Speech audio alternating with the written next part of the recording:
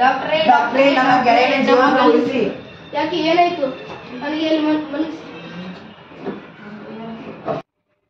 ಓ ಮೈ god, ನಿಮ್ಮ ಗೆಳೆಯನ ದೇಹದಿಂದ ತುಂಬಾ ರಕ್ತ ಹರಿದಿದೆ.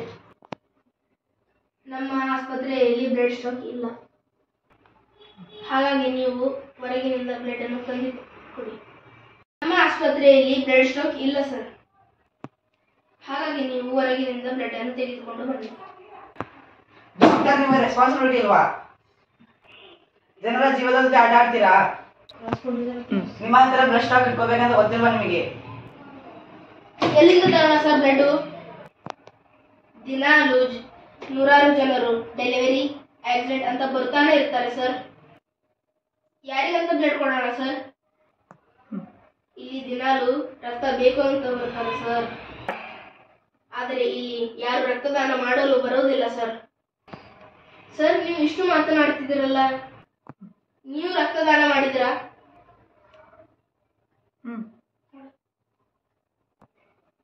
Sorry sir.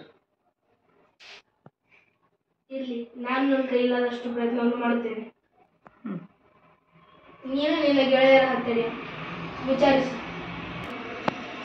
ಸಾರಿ ಸರ್, ನಾನು ಅರೇಂಜ್ ಮಾಡ್ತೀನಿ. ಇಷ್ಟು ದಿನ ನಾವು ಜೀವನವನ್ನು ಮೋಜು ಮಸ್ತಿ ಮಾಡಿ ಕಳೆದಿದ್ದೇವೆ. ಈಗಲಾದರೂ ರಕ್ತದಾನ ಮಾಡೋಣ, ಜೀವಗಳನ್ನು ಉಳಿಸೋಣ. ನಮ್ಮ ಗೆಳೆಯರಿಗೂ ರಕ್ತದಾನದ ಬಗ್ಗೆ ತಿಳಿಸೋಣ. ರಕ್ತದಾನ ಮಾಡಿ ಜೀವ ಉಳಿಸಿ.